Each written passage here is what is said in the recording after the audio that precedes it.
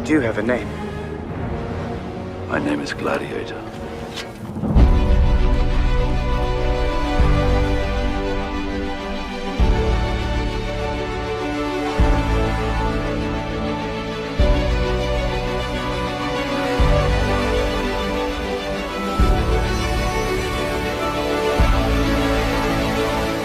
Tidak ada ide yang lebih besar lagi selain daripada ide pencerahan. Vaksin ini ditujukan untuk TB yang laten. Oh, oke. TB laten itu tidak manifest sebagai penyakit dan tidak menular. Nah, kenapa divaksin? Kesehatan tidak boleh diperdagangkan. Tidak boleh memperdagangkan kesehatan dengan rakyatnya. Presiden, hati-hati loh. Kesehatan itu bisa menjadi finishing touch untuk menumbuhkan negara kita. Kita harus berdaulat. Rakyat harus berdaulat. Jangan gampang didikte oleh orang asing, kepentingan asing. Jadi saya harap dari forum ini ada pencerahan dan mudah-mudahan forum ini akan berjalan cukup lama sehingga kita bisa mendapat gladiator-gladiator bangsa yang terbaik di masa depan. Kami para dokter cinta tanah air berkomitmen bahwa kita akan tetap memperjuangkan kesehatan yang pro rakyat. Perjuangan ini adalah perjuangan untuk menyelamatkan negara ini. Bahwa negara ini, bangsa ini sedang dalam kondisi yang sangat genting. Masyarakat memang tidak paham kenapa kesehatan ini dikatakan genting. Karena saat ini kesehatan akan menjadi komoditas. Bahwa saat ini Menteri Kesehatan kita itu dengan terang-terangan menjual negeri ini. Jadi tidak ada kata lain selain kata lawan. Kalau kita sudah paham, kita tercerahkan, kita revolusionis, yang namanya hal politik, yang namanya hal ekonomi, yang hal namanya otomatis akan mengikuti.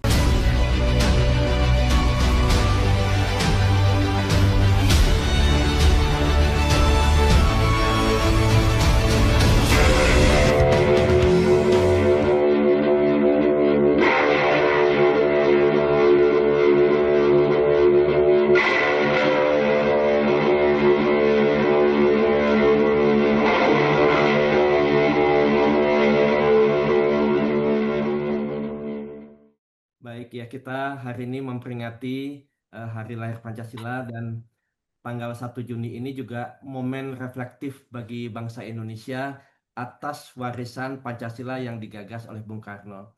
Dan dengan semangat ini, Forum Gladiator Bangsa menggelar diskusi publik dengan topik Kedaulatan Kesehatan Indonesia dari IMF ke Bill Gates, masihkah kita berdaulat? Dan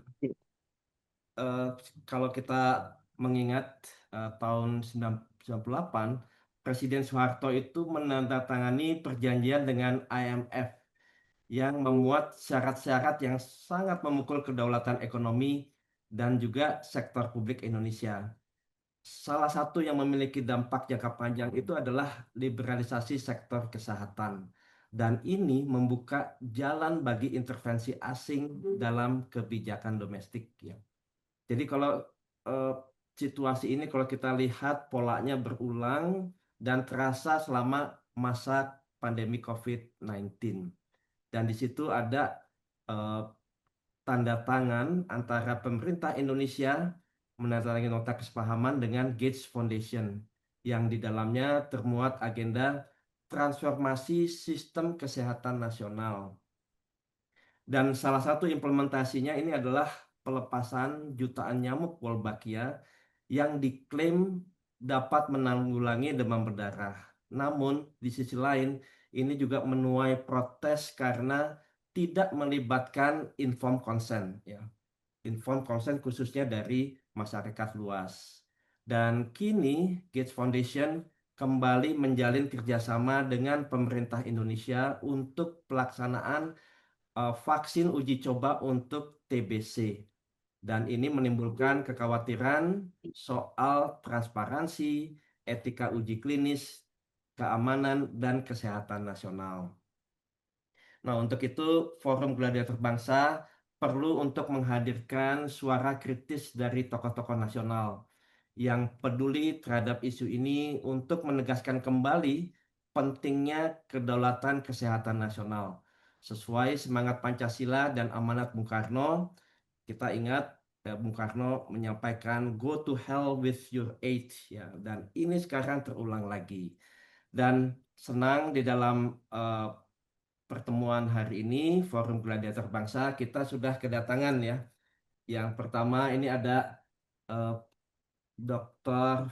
Siti Fadila Supari.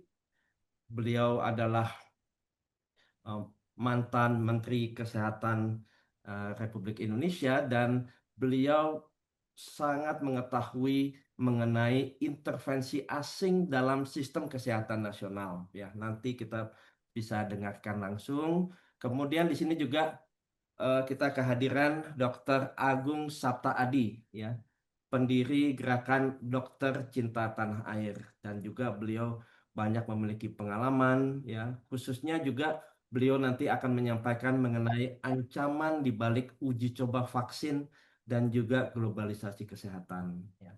Di sini juga ada Profesor Richard Kleprot, ya, yang dari awal selalu menyampaikan bahwa kedaulatan bangsa ini sangat penting, dan intervensi asing ini juga bisa mengancam, ya, bahkan mengancam keselamatan manusia masyarakat Indonesia.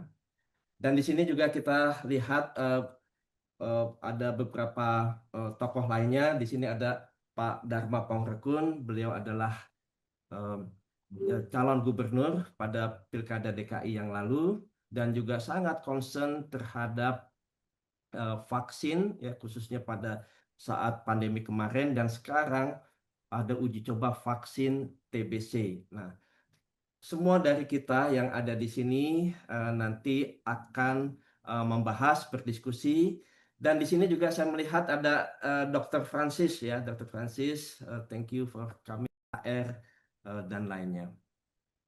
Baik, mungkin karena waktu kita terbatas, kita langsung saja, dan saya yakin eh, forum ini akan sangat menarik, akan memberikan insight dan pemikiran-pemikiran baru, ya, mengenai eh, eh, transformasi kesehatan berikutnya. Langsung saja saya persilahkan Ibu Siti Fadila Supari untuk menyampaikan materinya, yaitu kesehatan bukan komoditas, menolak intervensi asing dalam sistem kesehatan nasional. Silakan Ibu Siti. Terima kasih Pak Kun. Assalamualaikum warahmatullahi wabarakatuh. Yang saya hormati Pak Kun, saya hormati Prof. Richard Clifford, dan juga saya lihat itu ada Pak Dharma, ada Pak Ted. Mudah-mudahan pertemuan ini membawa berkah atau membawa manfaat bagi banyak orang. Saya diberi tugas oleh panitia untuk membicarakan menolak intervensi asing dalam kegiatan nasional. Dalam intervensi asing terhadap kesehatan nasional itu hampir 99% itu lewat WHO. Nah, ini saya memberikan contoh bagaimana saya melawan WHO. Jadi WHO itu tidak harus kita turutin. Kita bukan kacungnya WHO. Kita harus berani melawan kalau kebijakan WHO itu menyusahkan rakyat kita. Nah, itu yang mesti kita pegang baik-baik. Dan saya ingin mengetengahkan di sini, barangkali teman-teman masih belum paham bahwa saya pernah menghentikan pandemi flu burung. Ketika itu tahun 2005, flu burung itu ada pandemi flu burung, sudah ada di Thailand, sudah ada di Vietnam, sudah ada di Indonesia, sudah ada di Mesir. Tinggal manyur, itu sudah jadi pandemik yang seperti COVID. Tapi waktu itu, dan CNN Internasional sudah mengatakan bahwa di Indonesia sudah terjadi human to human transmission. Nah, di situ saya sudah curiga dari WHO itu dari awal. Kenapa kok begini, kenapa kok begitu. Jadi ini saya sudah tidak percaya dengan WHO dan beberapa hal. Karena WHO mengatakan bahwa flu burung itu menular dari hewan ke manusia, dari apa namanya ayam yang mati ke manusia. Tapi setelah saya teliti, profesor saya yang meneliti, Bu, tidak ada hubungannya antara ayam dengan manusia. Padahal WHO membuat riset-riset di seluruh dunia. Itu kebohongan yang sangat luar biasa. Dan sekarang dia mengatakan, waktu itu mengatakan menular dari manusia ke manusia. Dan saya membayangkan kalau Indonesia menjadi epicentrum dari pandemi flu burung, maka habislah negara itu tahun 2005. Maka saya betul-betul kemudian mengumpulkan profesor-profesor untuk meneliti apakah benar-benar ada tanda-tanda di dalam sequencing virusnya. Jadi virus itu saya ambil dari tanah karo, Kaban Jahe. Ada 8 orang yang menderita flu burung dan 7 orang meninggal. Maka mereka yang namanya WHO yang ada di Indonesia, ada kantor WHO di Indonesia, itu mendatangkan epidemiolog dari WHO pusat. Ada 10 orang. Dan mereka semua mengatakan ini sudah terjadi penularan dari manusia ke manusia. Tapi saya tidak percaya. Saya sequencing virus itu. Dan kemudian ternyata virus-virus itu tidak mempunyai tanda-tanda human to human transmission. Maka ketika itu juga saya marah dan saya usir WHO dari Indonesia. Segera kalian tinggalkan negara saya karena kalian sudah membahayakan bangsa dan negara saya. Saya kemudian karena kecurangan itu, maka Indonesia di bawah pimpinan saya mereformasi WHO dengan mengajukan resolusi. Yaitu resolusi ini GISN diganti dengan WIN, tapi mereka tidak menerima, tapi diganti dengan GISS sampai sekarang. Dulu menerima. Ini kemudian di bawah international law, bukan di bawah pemerintah Amerika Serikat. Ketika itu yang namanya GISN itu adalah organnya Amerika Serikat. Dulu Amerika Serikat sangat dominan yang menguasai WHO gitu. Berbeda pada waktu COVID, nanti saya ceritakan. Kemudian ada Material Transfer Agreement, itu yang membuat kita, membuat Indonesia, yang sampai sekarang belum disetujui pada WHO Pandemic Agreement.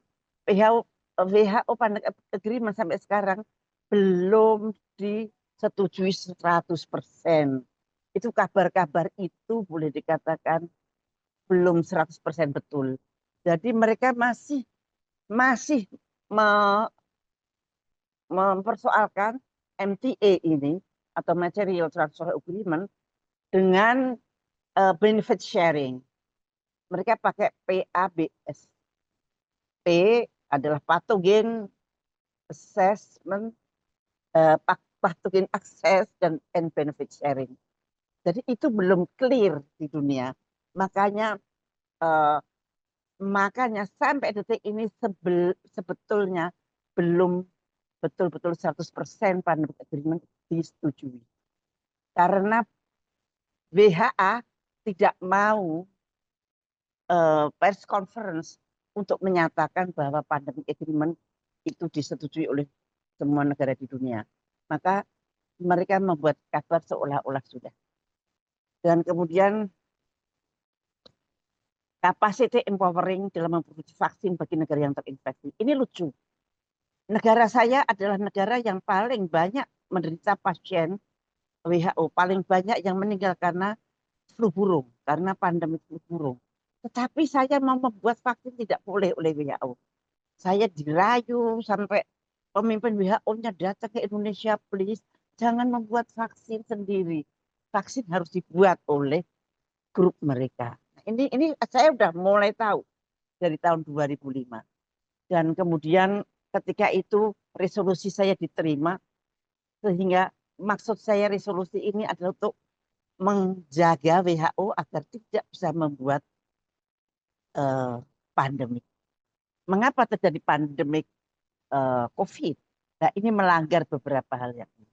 Dan kemudian saya meminta kembali virus saya dari WHO, dan itu belum pernah ada kejadian di dunia yang bisa seperti itu. Slide. Ini yang terjadi. Kenapa saya mereformasi? Jadi pada waktu itu WHO mengharuskan saya mengirimkan vaksin dari mengirimkan virus dari Indonesia ke WHO. Tapi di WHO yang menerima adalah GISN, Global Influenza Surveillance Network. Nah, ini GISN ini di bawah jurisprudensi Amerika. Jadi ketika flu burung, WHO dalam dominasi Amerika. Berbeda dengan COVID. Nah, GISN ini saya kirimin virus atau wild virus. Kemudian GISN ini mengirimkan ke CDC Atlanta. Ini adalah Center for Disease Control yang ada di Atlanta. Di sini kemudian dikirim ke Big Pharma. Dan dari Big Pharma dibuat vaksin. Nah, setelah dibuat vaksin, kemudian saya tahu bahwa sequencing virus saya ada di Los Alamos. What is Los Alamos? Los Alamos adalah suatu laboratorium yang dahulu dipakai untuk membuat bom atom yang dijatuhkan di Hiroshima Nagasaki. Jadi di situ untuk membuat suatu.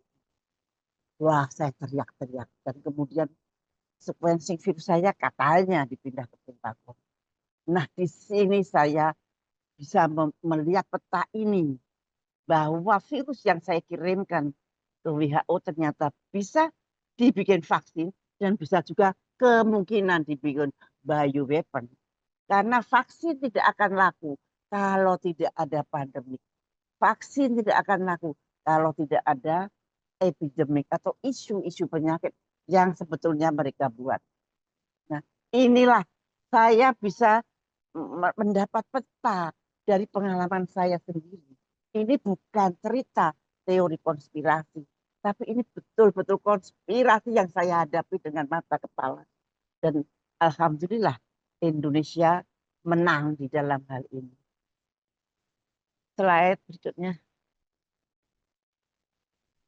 Nah, ceritanya kemudian sekian tahun kemudian COVID.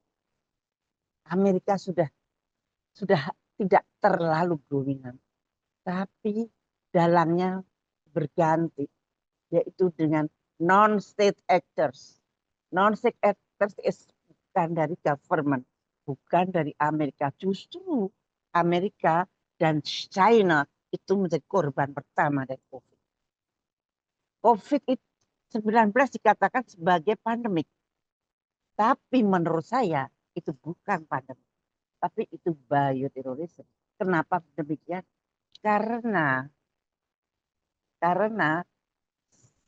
kalau pandemik itu harus ditemukan animal to human transmission. Artinya ditemukan virus dari binatang yang bermutasi menginfeksi manusia.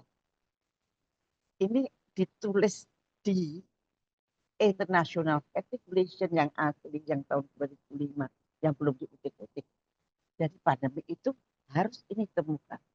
And then ditemukannya human to human transmission. And then disebarkan ke seluruh dunia. Jadi ini tidak ditemukan sampai sekarang. Karena antara Amerika dengan China itu udur-uduran. Itu yang menyebabkan itu Wuhan, yang menyebabkan Amerika reportedly. Dan kemudian maka ini salah satu yang membuat Trump keluar dari WHO. Trump kesel banget. Kok masih dipermasalah-masalahkan mestinya. Nah, ternyata sekarang sudah ditemukan bahwa memang virus itu bocoran dari laboratorium di Wuhan. Tapi laboratorium itu adalah laboratorium yang dibimbing dan dibiayai dari Amerika memang. Nah, itulah, dan kemudian ada namanya Pak Antonio Pak Anthony Fauci, Pak Fauci yang sudah sebetulnya tadinya sudah di pengadilan sudah dinyatakan bersalah tapi dapat pardon dari Pak Biden. Nah, itulah sebetulnya menurut saya bukan pandemi. Dari caranya muncul, dari caranya menyebarkan seluruh dunia dengan segala ketakutan. Jadi yang nyata banget adalah ada psikoterorisme, yaitu menyebar ketakutan di seluruh dunia dan dengan gambar-gambar dan semuanya orang ketakutan. Dari ketakutan itulah mereka bisa mengatakan bahwa pandemik di seluruh dunia. Dan selain psikoterorisme juga ada suatu pembatasan-pembatasan yang sebetulnya tidak masuk di akal. Lockdown, dan lockdown. Semua harus berhenti. Apakah itu perdagangan, apakah itu pendidikan, dan apakah itu yang hasilnya sampai sekarang dunia masih ngos-ngosan untuk kembali pada ekonomi sebelum COVID. Sampai sekarang seluruh dunia. Dan ini mudah-mudahan menjadi pelajaran. Saya kira saya ngomong di sini semua orang yang mendengarkan di sini sudah sangat paham. Nah, ini sebenarnya siapa? Nah, ini berbeda. Di sini Amerika justru menjadi korban. Amerika government saya minta ya, saya maksudkan Amerika government dan China government. Dan pada yang paling berbahaya pada waktu COVID adalah munculnya mRNA vaksin yang dibuat oleh Pak Bill Gates lagi. Pak Bill Gates itu sangat terkenal di Indonesia ya. Nah, mRNA vaksin ini diproduksi oleh Pfizer maupun oleh Moderna. Sampai sekarang mRNA vaksin ini sekarang sudah di stop loh, di CDC tidak membuat lagi dan tidak diperbolehkan pada anak-anak. Tidak diperbolehkan pada anak-anak serta pada ibu hamil, itu sudah menjadi aturan di Amerika. Dan Amerika sudah tidak akan membuat COVID ini, vaksin ini untuk COVID. Sudah di stop.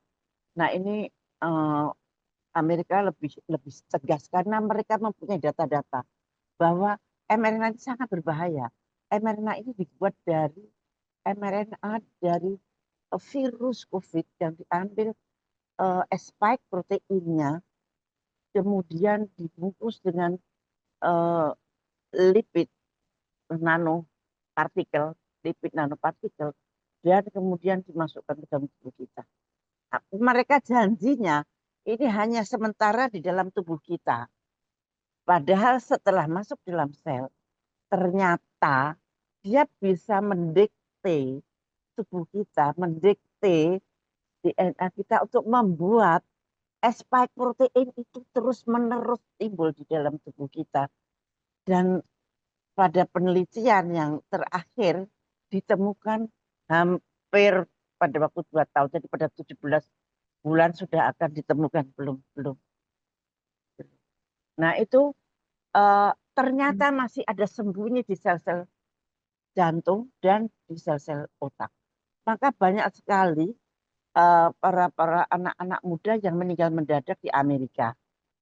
Catatan di Amerika, KIPI-nya Amerika itu betul-betul bekerja walaupun cuma sekian persen dari yang sesungguhnya. Tapi masih ada catatannya. Tidak seperti di Indonesia, KIPI-nya tidak ada catatannya. Kalau ada orang yang korban dari vaksin, maka selalu disebab bukan karena vaksin, Jadi rakyat itu sangat kecewa dengan hal itu. Right. Ini hasil dari temuan autopsi. Ya, ini autopsi COVID-19 di Amerika Serikat. Yang biru ini Yang biru ini yang 49%, ini yang kena jantungnya, yaitu myokarditis dan perikarditis. Hampir ini yang meninggal, otopsi kan udah meninggal ya. Nah ini yang biru ini adalah korban-korban dari sistem kardiovaskuler atau jantung. Yang biru ini jantung. Kemudian yang orange muda ini adalah semua yang disuntik hampir 17% yang diotopsi itu 17% menderita pembekuan darah. Jadi darahnya mengental sehingga bisa menyumpat pembuluh darah. Kalau pembuluh darahnya di jantung juga kena serangan jantung, kalau pembuluh darahnya di otak akan kena stroke. Nah ini yang orange muda. Yang kemudian yang hijau ini pernapasan. Jadi kasus-kasus setelah divaksinasi COVID 11% meninggal karena sakit paru-parunya yang terkena. Dan yang biru muda yang 7% sistem multi organ, semua organ kena. Dan yang 4% saraf. Yang hijau muda itu autoimun. Autoimun karena sel-sel imun kita capek menghadapi produksi dari spike protein yang bertubi-tubi karena mereka mendikte DNA. Dan yang paling terakhir itu lain-lainnya. Dan inilah kenyataan, tapi di Indonesia tidak terberitakan seperti ini. Sehingga akan ada nanti uji coba yang memakai mRNA. Sekarang Bio Farma sudah mulai belajar membuat, saya mendapat kabar, membuat vaksin mRNA. Nah ini saya ngeri. Jangan-jangan the next uji coba akan memakai vaksin mRNA malaria. Awas, ini tolong dicatat. Jangan-jangan akan ada uji coba mRNA vaksin TBC. Karena sudah dibuat oleh BioNTech. Yang juga dari tangannya Bill Gates. Slide.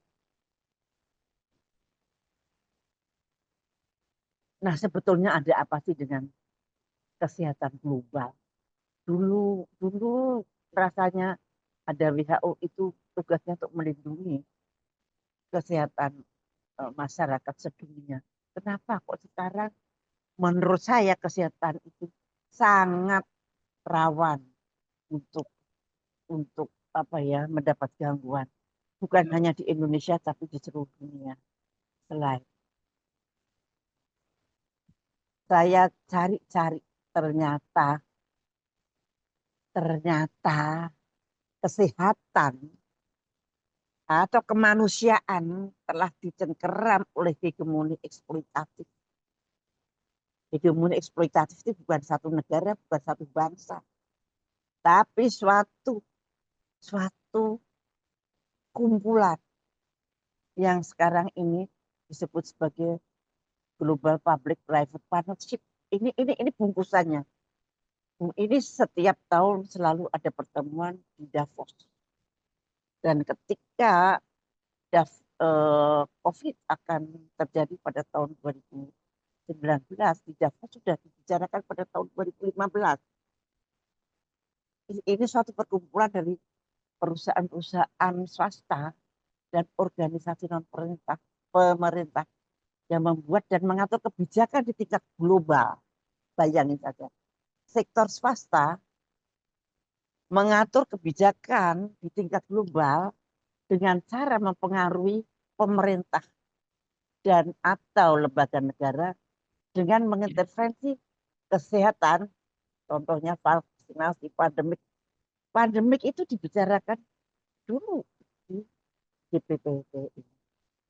Siapakah si GPP ini?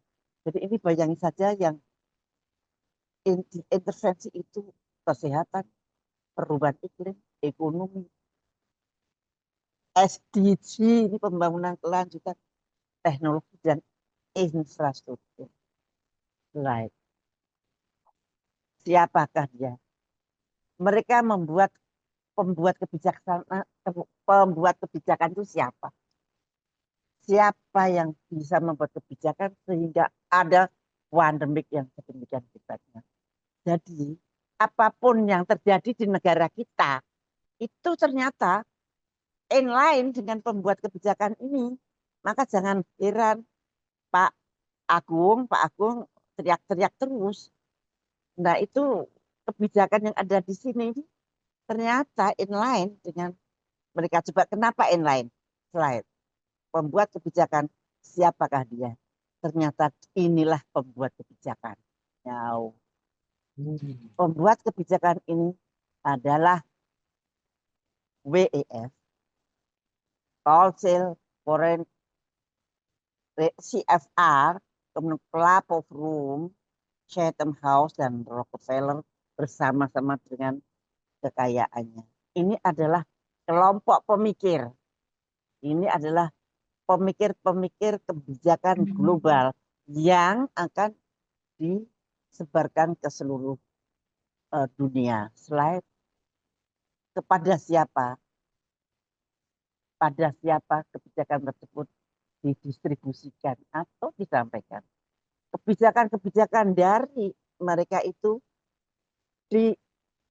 disampaikan atau apa ya? Ini adalah apa namanya? Bukan, itu adalah apa? Operator. Nah, dia mencari operatornya. Siapa yang ditunjuk sebagai operatornya? PBB. Nah, ternyata PBB itu tidak clear. PBB itu ternyata masih punya tuan di atasnya. IMF masih punya tuan di atasnya. IPCC ini climate change masih punya tuan di atasnya. World Bank, WHO, filantropis. Nah ini dia Pak Bill Gates ada di sini. Kemudian Global Corporation itu misalkan walaupun yang besar-besar misalkan TikTok dan sebagainya. NGO sekarang alhamdulillah tidak mempunyai amunisi lagi karena USAID sudah dibubarkan oleh Trump. Terima kasih Pak Trump. Nah, jadi Pak Trump ini sengaja apa tidak sebetulnya sangat menolong kesehatan di dunia sebetulnya. Nah, sekarang kepada siapa PBB, IMF, WHO menyampaikan pesan-pesan itu? Kepada pemerintah. Pada pemerintah kita, pemerintah nasional. Itu termasuk pada menteri kabinet, tidak semuanya, ini pasti oknum-oknum, ya, mesti oknum. Apakah itu Kemenkes, apakah itu Kemenkomdigi. Ciri-cirinya itu biasanya membungkam ilmu pengetahuan yang berlawanan dengan kebijakan dari sono. Ini termasuk polisi, termasuk militer, pengadilan, pemerintah daerah, badan hukum, dan lain-lain. Nah, tapi di samping itu juga ada lembaga ilmiah terpilih. University. Contohnya, uji coba itu di university mana itu? Unpad dan UI. Organisasi profesi. Jangan kaget, organisasi profesi pun sampai ID pun juga tercemar atau terpapar sedikit. Laboratorium, profesor, bukan Profesor Richard ya, peneliti itu juga bisa dibayar. Dan biasanya dibayar, nanti hasilnya menurut mereka. Kemudian pendukung kebijakan asing. Kalau saya ngomong dibilang hoax. Kalau saya ngomong dibilang tidak apa namanya itu kalau di TikTok tuh. Nah, kemudian setelah sampai ke pemerintah butuh propaganda untuk pada rakyat. Siapa sih propagandisnya?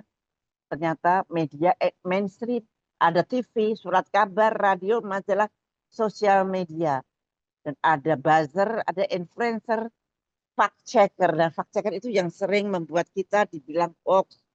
Kita ngomong benar, saya ngomong tentang pandemic agreement dibilang hoax. Kemudian bagian disinformasi, akun-akun anonim. Saya selalu dibilang disinformasi atau hoax. Slide.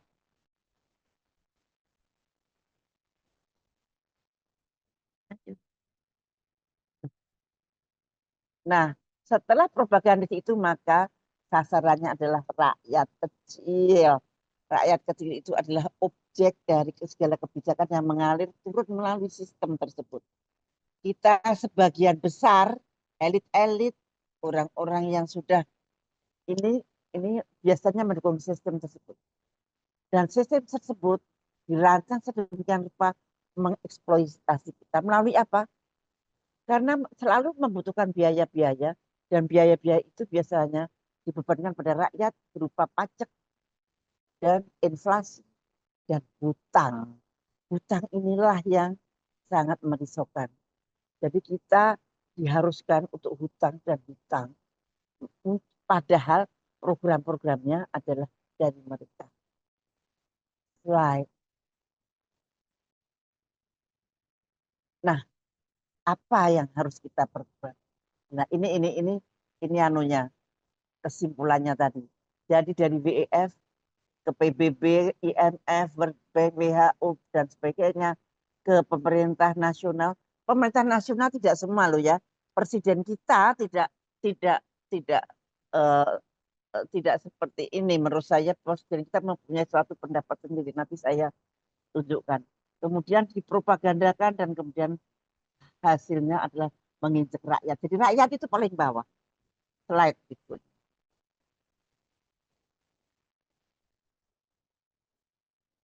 Ya, apa yang harus kita perbuat? Kalau setelan dunia sudah seperti ini, tapi kita bersyukur bahwa kita mempunyai seorang presiden yang jelas tegas. Kok nggak ada? Kok nggak ada? Gambarnya, ini gambarnya kok nggak muncul ya? Oh ya, oke. Nah, Pak Prabowo ini bicara. Kok nggak ngomong? Pak Prabowo bicara bahwa kita harus kembali kepada Undang-Undang Dasar 45. Nggak bisa. Kayaknya mesti pakai. Tolong bisa nggak ini bicara ya? Saya bisa bicara. Nah, ayo tolong. Pak Prabowo bicara sendiri langsung bahwa kita harus kembali ke UUD 45 dan kita di dalam pemerintah ya, dalam pemerintahan beliau harus mengacu pada preambul Undang-Undang Dasar 45. Satu, melindungi segenap bangsa Indonesia dan seluruh tumpah darah Indonesia. Mana? Belum.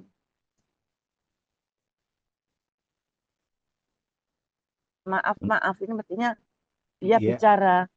Nah. Untuk audionya memang agak suka ada kendala seperti itu, Bu. Oke, dia ngomong seperti yang saya bicarakan ini. Memajukan kesejahteraan umum, mencerdaskan kehidupan bangsa, dan ikut melaksanakan ketertiban dunia yang berdasarkan kemerdekaan, perdamaian abadi, dan keadilan sosial. Lah, melindungi segenap bangsa Indonesia dan seluruh tumpah darah Indonesia. Ini harus kita terjemahkan pada kebijakan-kebijakan kesehatan. Jangan sampai kebijakan kesehatan yang didiktekan oleh WHO langsung aja ditumpahkan kepada rakyat sehingga rakyat itu menderita. Nanti itu bagiannya Pak Agung. Pak Agung nanti tolong ya bicara yang banyak tentang ini. Apakah kebijakan kesehatan sudah melindungi segenap bangsa Indonesia dan seluruh tumpah darah Indonesia apa tidak? Apakah memajukan kesejahteraan umum? Nah, ini melindungi segenap bangsa ini banyak sekali yang transformasi sistem kesehatan nasional. Nah, transformasi itu artinya apa? Jangan diartikan transformasi itu kita harus tunduk pada kepentingan asing. Transformasi itu harus kita, kalau ada perintah dari WHO, kita harus mengkaji ulang. Kita sesuaikan dengan kondisi dan situasi di Indonesia. Aduh maaf ini Pak Prabowo nggak bisa ngomong, padahal ini penting sekali. Nah, nggak apa-apa ya Pak ya, nggak apa-apa ya Prof ya. Kemudian mencerdaskan kehidupan bangsa dan saya kira itu semua sudah tahu. Nah, sekarang slide.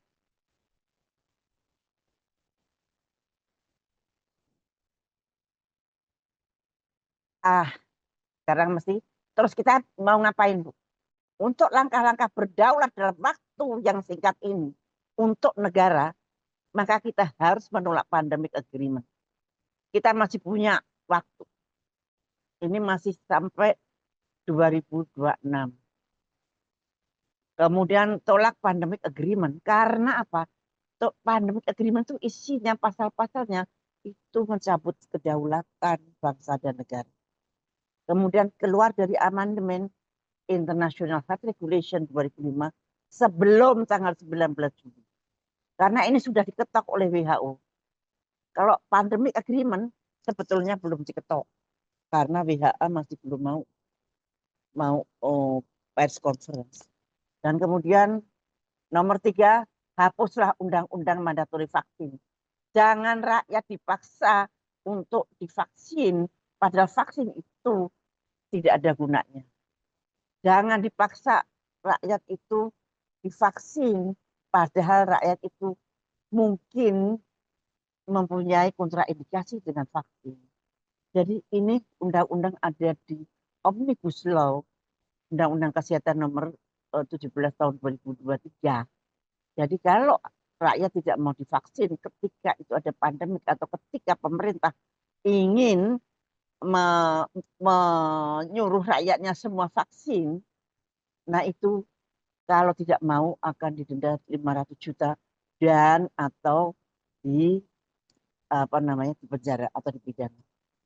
Nomor 4 yang paling penting, kembalikan kebijakan kesehatan sesuai dengan preambul Undang-Undang Dasar 45. Jangan kita tunduk dengan asing, dengan kepentingan asing. Kalau WHO mengatakan apa, kita harus berpikir, apakah itu kepentingan asing, apakah rakyat saya akan terinjak, dan itu harus betul-betul kita sadari betul. Dan tolong Pak Prabowo, mudah-mudahan 1, 2, 3, 4 ini bisa sampai ke telinganya Pak Prabowo. Saya yakin Pak Prabowo akan inline dengan kita. Pak Prabowo sedang berjuang berat. Jangan biarkan dia sendirian untuk kedaulatan bangsa dan negara ini. Kita harus mendukung beliau di dalam mewujudkan Indonesia berdaulat. Terutama di dalam bidang kesehatan. Karena kesehatan itu bisa merupakan finishing touch untuk menundukkan kedaulatan bangsa dan negara. Jadi jangan dianggap remeh kesehatan ini. Sekarang orang berduyun-duyun selalu dalam politik, ekonomi, dan sebagainya. Sehingga kesehatan bisa menikam dari belakang. Nah ini hati-hati untuk kita semua, kita harus matanya harus selalu terbelalak, hatinya selalu terbuka untuk rakyat semua. Jadi mudah-mudahan ini sampai pada Pak Prabowo. 1, 2, 3, 4. Kalau ini sampai, insya Allah Indonesia agak bisa bernafas. Kita akan bernafas lega dalam menghadapi 2045. Slide. Terima mana? Lama banget. Ya. Nah ini nebeng ini. Ini yang saya bicarakan tadi itu ada di buku saya yang sudah saya tulis. Ini ada di mana-mana, Anda bisa mendapatkannya di mana-mana. Tapi mungkin yang merah sudah agak susah. Cari saja kalau butuh bisa merah. Oke, terima kasih. Wassalamualaikum warahmatullahi wabarakatuh. Ya, terima kasih banyak. Ya, tadi Bu Siti sudah memberikan testimoni langsung ya bahwa memang ada konspirasi nyata dalam industri kesehatan global dan ini juga sampel virus ya dari negara berkembang dikhawatirkan dieksploitasi untuk kepentingan komersial dan militer. Kemudian juga model bisnis saat ini seperti pandemik, vaksin adalah real business model. Kemudian juga ada non-state actors ya seperti Gates Foundation yang kini juga ikut ya, dan ini memberikan juga tekanan-tekanan kepada negara-negara khususnya negara-negara berkembang.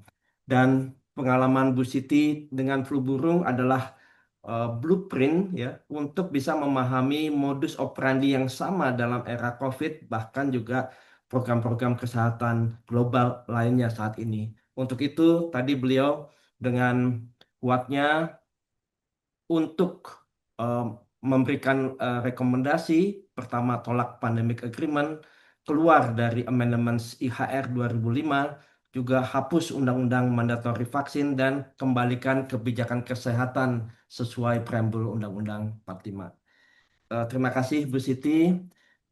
Untuk pembicara kedua, kami persilakan Dr. Agung Sabta Hadi.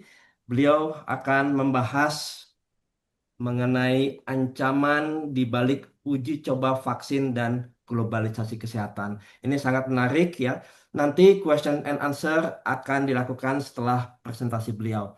Dr. Agung, silahkan untuk menyampaikan presentasinya. Ya,